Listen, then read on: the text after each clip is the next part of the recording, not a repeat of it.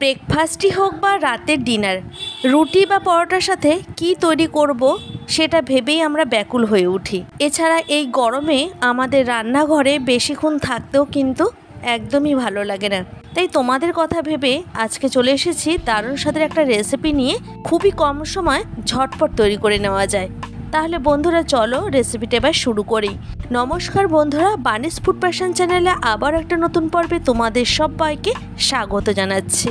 রেসিপিটা করার জন্য আমি এখানে 1 বাটির মতো মুসুরি ডাল নিয়েছি। এখন ডালটাকে জল পাল্টে পাল্টে খুব ভালো করে ধুয়ে নেব 4 থেকে 5 বার। অন্যদিকে আমি এখানে রান্নাটি করার জন্য 2টো ডিম ব্যবহার করব। এখানে ডালটা থেকে যতক্ষণ না পরিষ্কার জল বেরোচ্ছে আমি ততবারই কিন্তু খুব ভালো করে ধুয়ে নিয়েছি। তো আমার এখানে 4 থেকে 5 বারের মতো ধুয়ে নেওয়া হয়ে গেছে ডালটা। এখন চলে যাব রান্নার মূল পর্বে। ব্রেকফাস্টে তৈরি করার জন্য আমি এখানে একটা কড়াই বসিয়ে দিয়েছি। এইবার কড়াইটাকে খুব ভালো মতো গরম করে নিয়ে দিয়ে দিলাম পরিমাণ মতো জল।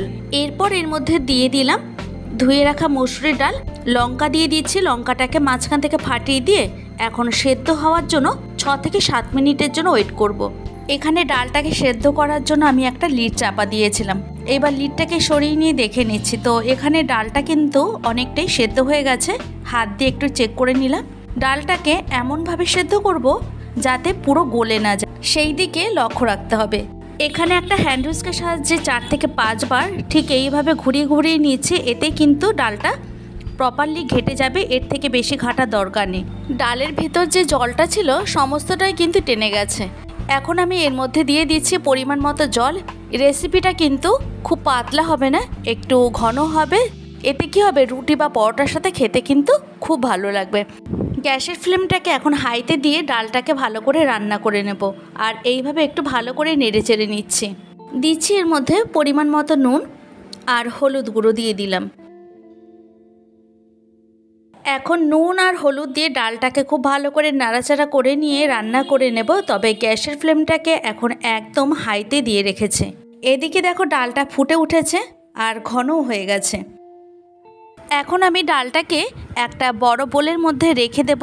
তাও একবার চেক করে নিলাম। তো ডালটা কিন্তু এখানে প্রপারলি সেদ্ধ হয়ে গেছে। একঘেয়ে রুটির সাথে তরকারি না খেয়ে এই রেসিপিটা একবার ট্রাই করে দেখতে পারো। আশা করি ভীষণ ভালো লাগবে। উপকরণও খুব কম আর সময়ও একদম কম লাগে। এখন চলে আসলাম দ্বিতীয় স্টেপে। কড়াইটাকে পরিষ্কার করে নিয়ে গ্যাসের উপর বসিয়ে দিয়েছি। এবার কড়াইটাকে ভালো মতো গরম করে নিয়ে দিয়ে দিলাম 2 টেবিল চামচের মতো সাদা তেল। তেলটা ভালো মতো গরম হয়ে যাওয়ার পর আমি ডিমগুলিকে ভেঙে নিচ্ছি। এই রেসিপিটা আমি এখানে 2টো ডিম দিয়ে করছি, তোমরা চাইলে একটা ডিম দিয়েও করে নিতে পারো। আর এই রকম একটা ডিম দিয়ে পুরো পরিবারের জন্য কিন্তু সকালের ব্রেকফাস্ট বা রাতের ডিনারের রেসিপিটা তৈরি করে নিতে পারো। দিয়ে দিলাম সামান্য একটু নুন। এখন নুন দিয়ে খুব ভালো করে মিশিয়ে নিয়ে এইভাবে ঝুড়ো ঝুড়ো করে নেব ডিমটাকে। গ্যাসের ফ্লেমটাকে মিডিয়ামে দিয়ে আমি ডিমের ঝুড়িটাকে তৈরি করে নিলাম। এখন এগুলিকে তুলে নেব একটা পাত্রে।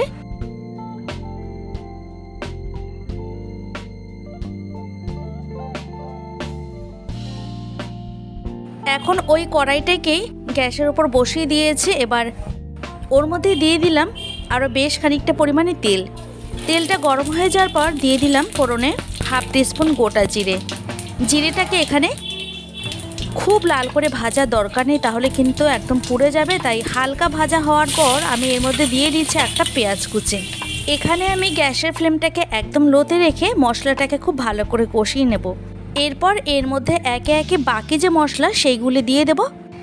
এখানে তোমাদের একটা কথা বলে রাখি, আদা রসুনের পেস্ট এখানে না দেওয়াই ভালো। গ্রেটারে খুব ভালো করে ঘষে নিয়ে এই রান্নাটির ক্ষেত্রে ব্যবহার করলে খেতে কিন্তু ভীষণ সুস্বাদু হবে। প্রায় 3 থেকে 3.5 মিনিটের মতো পেঁয়াজ রসুন আর আদাটাকে খুব ভালো করে ভেজে নিচ্ছি। যতক্ষণ না রসুনের কাঁচা গন্ধটা না চলে যাচ্ছে ততক্ষণই ভেজে নিলাম। এরপর আমি এর মধ্যে দিয়ে দিলাম পাকা লঙ্কা। পাকা লঙ্কাটা দিলে গ্রেভির যে টেক্সচার সেটা কিন্তু খুব ভালো আসবে, দেখতেও কিন্তু ভালো লাগবে। তোমরা চাইলে এখানে কাঁচা লঙ্কারও ব্যবহার করতে পারো। তো লঙ্কাটাকে এখানে খুব ভালো করে ভেজে নিচ্ছি। আমি এখানে 3টে পাকা লঙ্কা ব্যবহার করেছি, তোমরা ঝালের পরিমাণ অনুযায়ী বাড়িয়ে বা কমিয়ে নিতে পারো। এরপর এর মধ্যে দিয়ে দিলাম হলুদ গুঁড়ো আর দিয়েছি একটা টমেটো। টমেটোটাকে ছোট ছোট টুকরো করে কেটে নিলাম, এতে খুব সহজেই কিন্তু গলে যাবে। তো এখন প্রায় 2 মিনিটের মতো খুব ভালো করে ভেজে নিয়ে দিয়ে দিলাম জিরের গুঁড়ো 1/2 টিস্পুন, ধনের গুঁড়ো সামান্য একটু, আর দিয়ে দিচ্ছি কালারের জন্য কাশ্মীরি রেড চিলি পাউডার। এটা পুরোটাই অপশনাল। এখন এর মধ্যে দিয়ে দিলাম খুবই সামান্য জল, না হলে কিন্তু মশলাটা পুড়ে যেতে পারে। গ্যাসের ফ্লেমটাকে একটু কমিয়ে রেখে আমি মশলাটাকে খুব ভালো করে কষিয়ে নেব। তবে তার আগে সামান্য একটু গরম মশলা গুঁড়ো দিয়ে দিলাম। এখন মশলাটাকে আমি ভালো করে কষিয়ে নেব হাতে সময় নিয়ে। মশলা যত ভালো করে কষানো হবে রান্নার টেস্টটি কিন্তু দ্বিগুণ মাত্রা বেড়ে যাবে। তাই একটা লিড চাপা দিয়েও দিলাম।